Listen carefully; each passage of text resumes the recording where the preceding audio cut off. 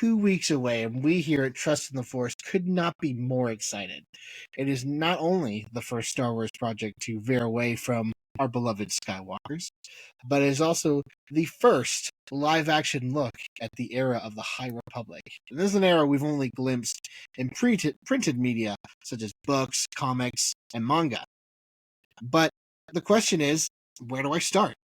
What order should I consume this media? Well, good for you. We're here to tell you.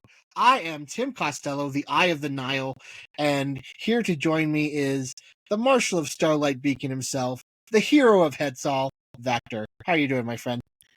For light and life, sir, I am doing fantastic, and I can't wait to talk more about the High Republic. Woo! Yeah, you're one of the best co-hosts this side of the galaxy, and I am thrilled to be talking the High Republic with you today. But before we do that, I have an update. I actually was able to see the footage finally. Yes. That was shown to audiences of the Acolyte during screenings of the Phantom Menace. Yes. A few Okay, weeks tell ago. me your thoughts. I want to hear this. All right. So, I think it was the day that the Phantom Menace left theaters. YouTube, Star Wars YouTube just uploaded the footage. Oh, nice. Okay. And it was about 30 seconds long, and it's basically, like you said, that extended look that we had of Carrie-Anne Moss fighting the character played by Amanda Stanberg. I think I was saying yes. Amanda Stanberg. Character's named May, and it's just an extended look at that fight. And May's using her daggers, and Carrie-Anne Moss, whose character's name I forget, is using her lightsaber, and it was just intense. I was on the edge of my seat. It's just, I was blown away, and I just cannot wait to see the Acolyte here in a few weeks. I'm really excited. Yeah, and that's what I was telling you. Something that we've never seen before in Star Wars is this high, really high-end martial arts stuff. It's not the basic run-of-the-mill stunts. It's like, this looks like a big budget movie choreography, stunt work, and I'm thrilled that this is going to be in the show. I'm just a little hesitant because I don't want this to be the only scene, because if this is the only scene in the entire show that's like this, then I will be disappointed. I want this throughout every episode. Yes. I don't think it's going to be the only instance of this, because they wouldn't have had this kind of sequence if this was going to be the only thing, because that would definitely be disappointing. That'd be like Spider-Man getting one joke in a movie. Oh wait, we got that. Yeah, that's right. I looked her up. Her name is Master Endara. Master Endara. So we will obviously, as we watch the show, it'll be etched into our memory banks. But right now, we're all still new on the Acolyte characters.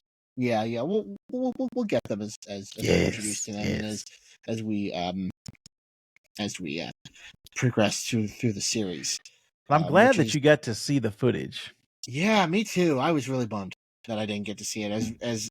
As listeners and viewers can attest, I was quite incensed about not seeing the footage, because it was basically the reason I was seeing it in the theater. I mean, I didn't mind seeing a Star Wars movie in the theater; that was fun. But it was the footage that was bringing me to there. So yes, I know the feeling, because that's why I was there too. Yeah. So we've made several videos related to the Acolyte and the High Republic, but in case you missed those, here's what the High Republic is. And this is found in the opening crawl, so to speak, of Light of the Jedi. This is the seminal debut novel of the High Republic. This is the first exclusively High Republic thing. It had been mentioned in some comics here and there, and an audio drama, I think, The Dooku Jedi Lost by Kevin Scott, who has written quite a few things for the High Republic since then. Yes. So this is a few pages in. Yes. The galaxy is at peace, ruled by the glorious Republic and protected by the noble and wise Jedi Knights. As a symbol of all that is good, the Republic is about to launch Starlight Beacon into the far reaches of the Outer Rim. This new space station will serve as a ray of hope for all to see. But just as a magnificent renaissance spreads through the Republic, so does a frightening new adversary. Now, the guardians of peace and justice must face a threat to themselves, the galaxy, and the Force itself. And that's just a really good jumping on point. Now, the media that we're going to be talking about, these books, these comics, the manga, even some children's books, started in about 2021, just after the pandemic. And it's set to end next year, which is crazy. Like, oh man, I know. Yeah, that is like so quick, and I still want to revel in this time period of the High Republic. But Tim, you know what is not set to end next year? What's that?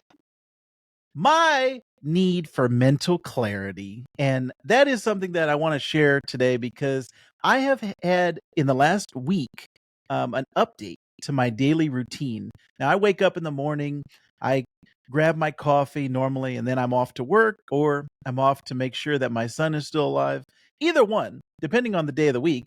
But now, these last 7 days, I've had a little boost in my productivity. It's been Magic Mind, which is kind of like this energy.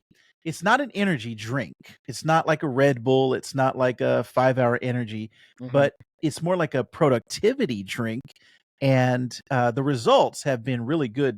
Not only have I felt more focused and more energized, but my productivity at work, I think, has really increased. Before, I was kind of like dragging in the morning a little bit. And there's certain periods throughout the day where it's like, man, when is this day going to be over? When am I going to get to the next, when am I going to get off work? But with this Magic Mind that I've been taking, it's kind of like leveled out the the energy levels. So it's like it's more of a smooth, even thing rather than ups and downs, dips and crashes. So that's what I have been experiencing the last 7 days, Tim. It's been this mental clarity boost that's kind of kept me on top of my game. They sent me a few shots to try out. I was very happy that Magic Mind sent those over. And I think it's just if you're looking to enhance your overall cognitive performance and mental health, Tim, I would highly recommend Magic Mind. Give it a shot. It's going to be in our show notes. We're going to have a link. Vactor-verse 20 is the code at checkout. If you put that in, you're going to get 48% off your first subscription or 20% off a one-time purchase. That's almost half, Tim. That is the half that we need in this struggling economy and this high inflation times, all this stuff. 50% off is the source that we need. So trust me, Tim. Trust in the Force. This is a game changer. Magic Mind. I actually was wondering, do you have any type of morning routine that you go through on a daily basis, or is it just kind of like every day is something different? Usually, my morning routine consists of, well, if depending on whether kids wake me up or if my cat wakes me up, uh, it's usually getting them what they need, and making sure they're still kicking, just like with you and your son. Yes. But usually I have some breakfast and have my morning medications that I take, and then it's up and go. So yeah, that's my morning routine. It sounds like Magic Mind is giving you that kind of boost that you kind of need during the day to balance out all the things that are being thrown at you. Yeah, I think if Magic Mind would be so kind, we might want to get a box sent over to Tim's house just to see how he does. We'll report on that in the future. But Tim, I want to know what order should our viewers read all of these phases of the High Republic in? Well, there's three phases, because Oh the story's yes. being told over the course of three phases, across this time period.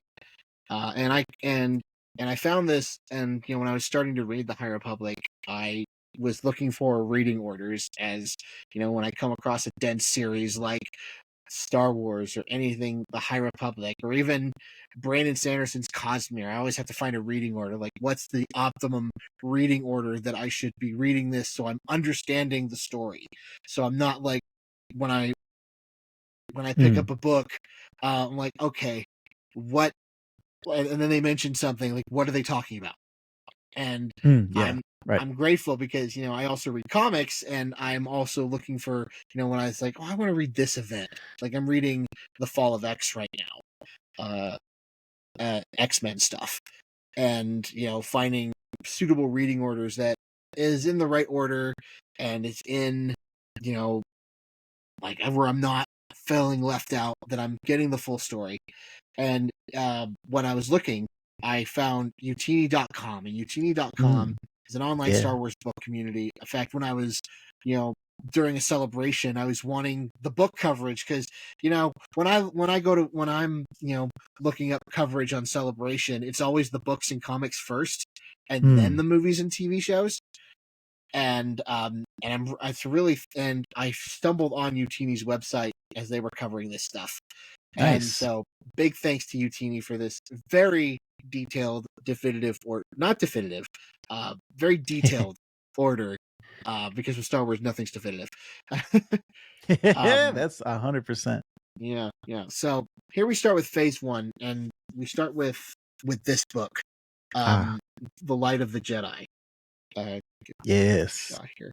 The Light of the Jedi. This is written by Charles Soule, um, or as our mutual friend Schaff likes to say, Charles Soule. Uh, um, Soleil. Soleil. And this really is where it all kicks off. It starts with the great hyperspace disaster, which sets the Jedi against the Nile. The dynamic of the Jedi is really well defined in this novel. You have Nice. all sorts of different characters. We have Loden Greatstorm, Avar Kriss, Elzar Mann, Stellan Gios, Buriaga, Belzetafar, Chancellor Lena So, Markion Ro, all these characters, these Man. different kinds of characters that we've never seen in Star Wars before. We don't often see a Wookiee Jedi. We don't often see, you know, a love triangle between three Jedi, and we see that in this novel, and it really sets everything up. And it really, if anybody wants to, start with the High Republic, I'll tell them to start here. And this is the optimum place to start, um, with with anything in the High Republic. And the Force is even depicted differently. You know, for over almost 50 years now, it'll be 50 years in a couple years. Dang. I know, crazy.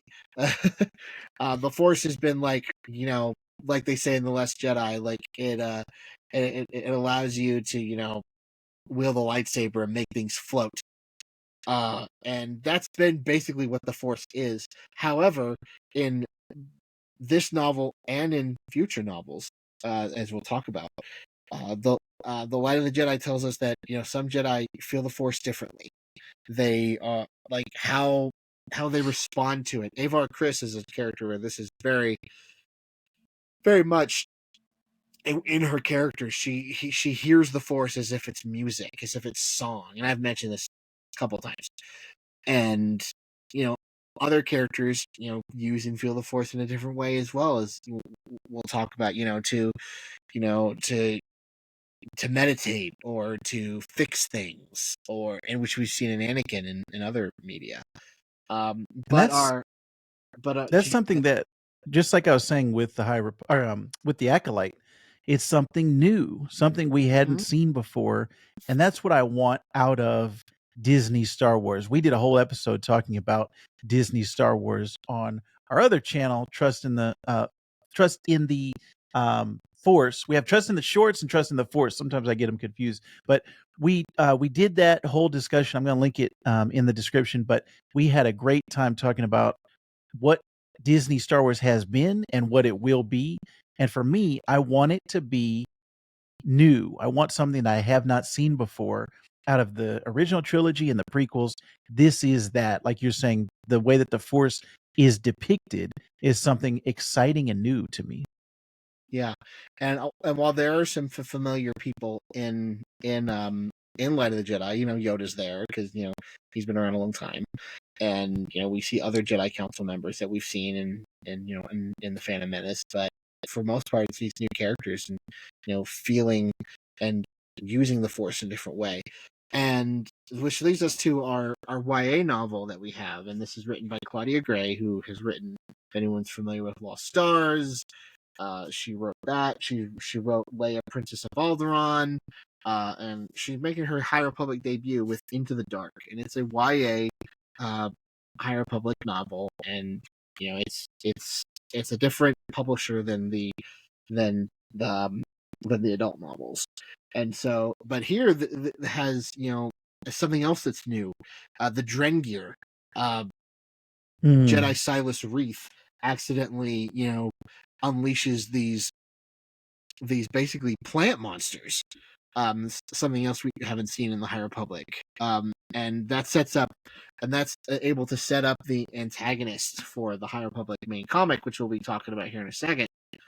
And so I really like her writing style here, and we're going to be talking about a lot of books here. This is an order in which you can read these books, but however, you don't have to read all of them. That's what makes the High Republic so accessible.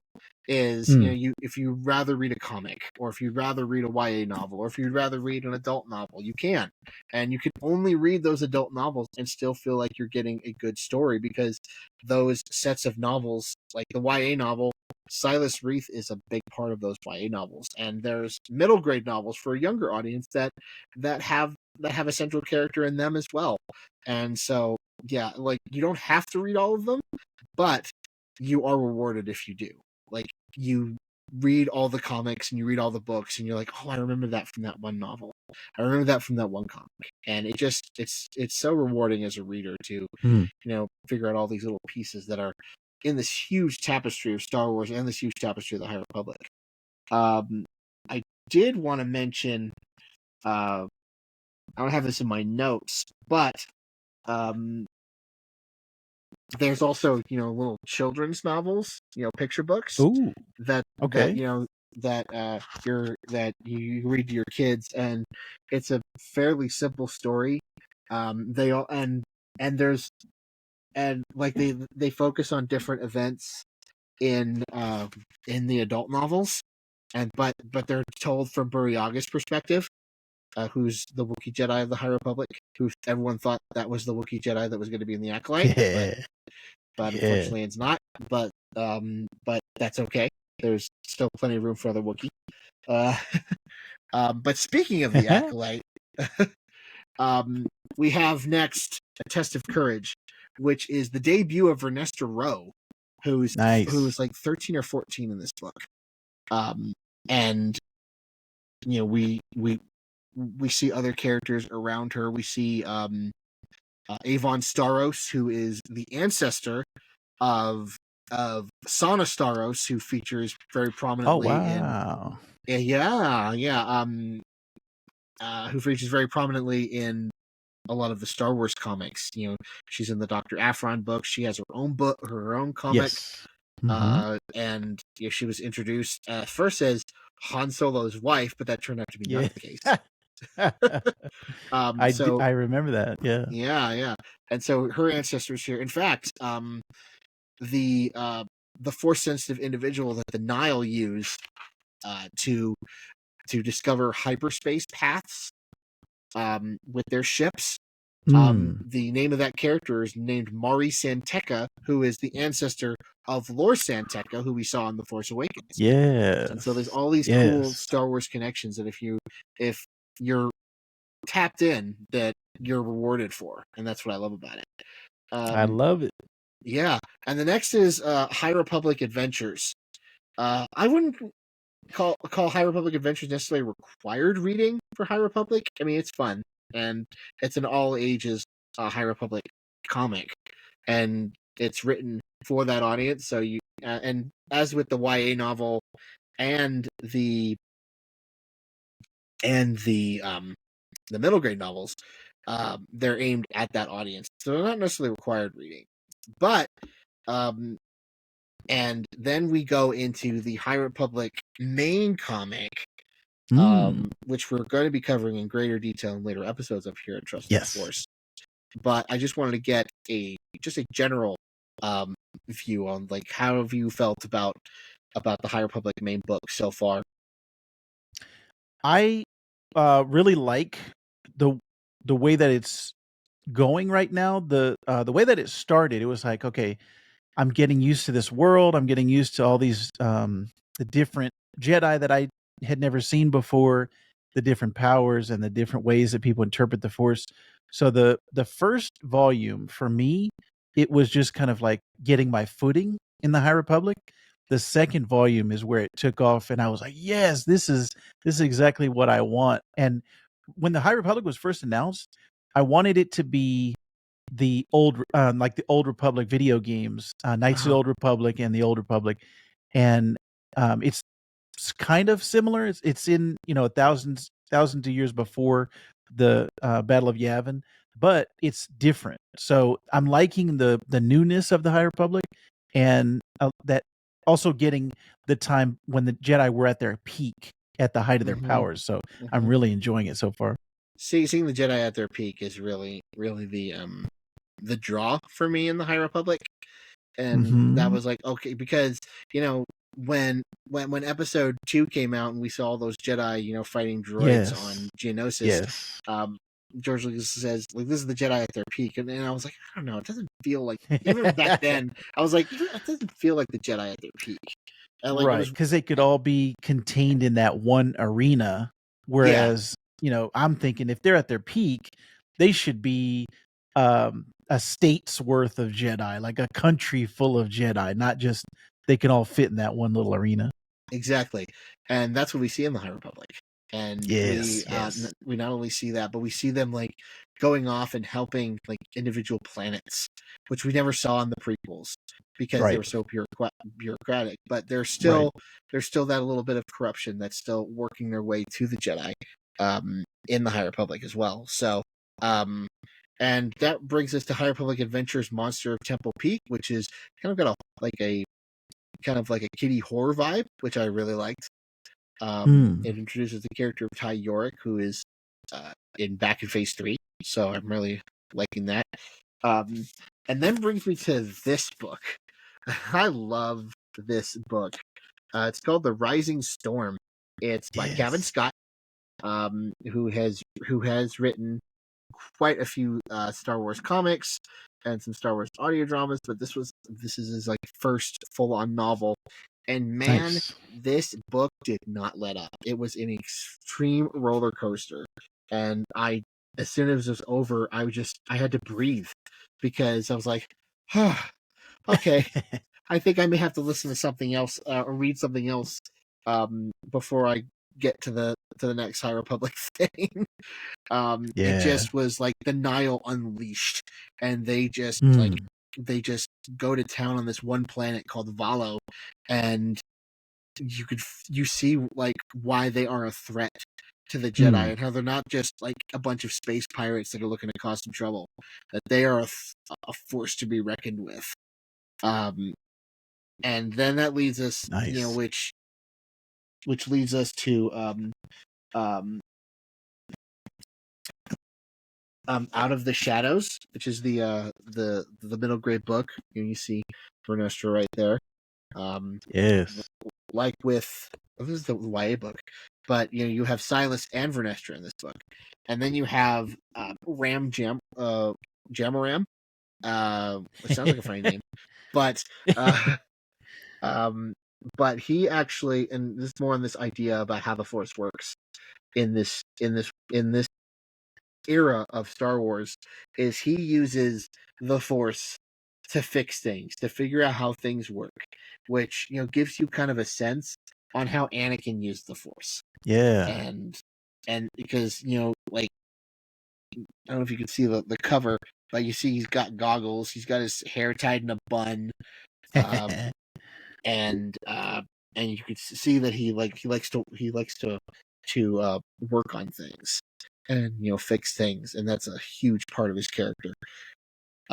And then we have High Republic Volume 2, which Patrick gave his general impressions on. It's really Yeah. great. Yeah, it's really fun. And the next is something that I think Vactor would really like to dig his teeth into, is High Republic Edge of Balance, which is the manga Yeah. in the High Republic. And Yes. we Yeah. don't normally see manga like told in a canon story.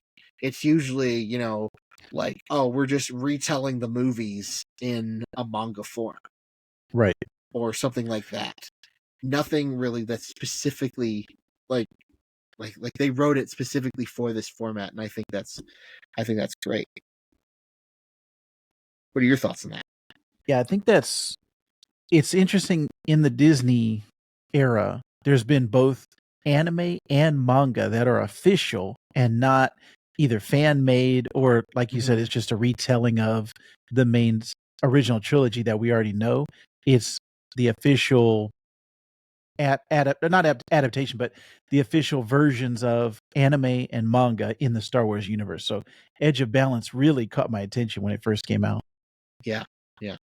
And then we have Out of the Shadows, which I mentioned briefly, and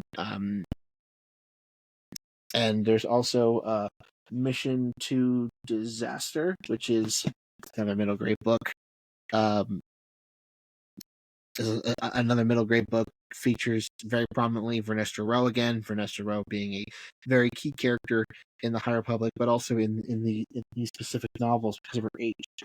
And then we have this is an interesting book because it's not actually a what would you consider a book. It's actually a script for an audio drama, and this is an audio drama that's Ooh. called Tempest Runner.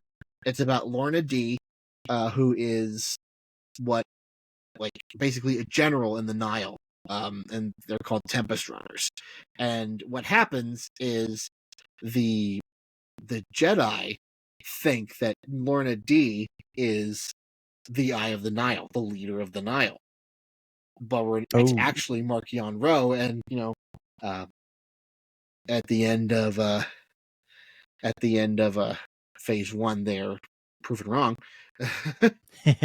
And so this is a lot of her backstory and where she ended up and how she got to the place, and it really creates a sympathetic character, so much so that when she returned in phase 3 I was pleased. Nice. So yeah. And then we have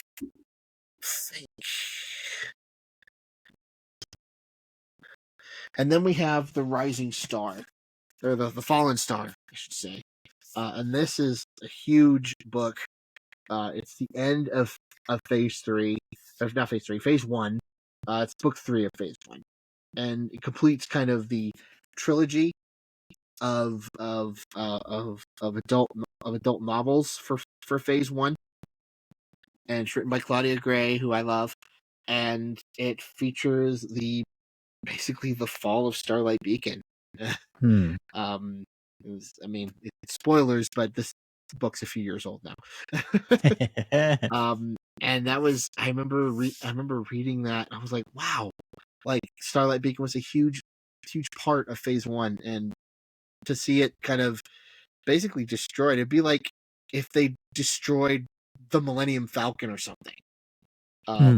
And it just upped the stakes for the High Republic, and then when they announced that phase 2 was going to take place 150 years later, I was like, 50 years before? Like, what are you talking about? You're going to have to wait to find out what happens to these characters. Some, are left in limbo, like Burryaga was left in limbo, and I had to wait years to find out what happened to him.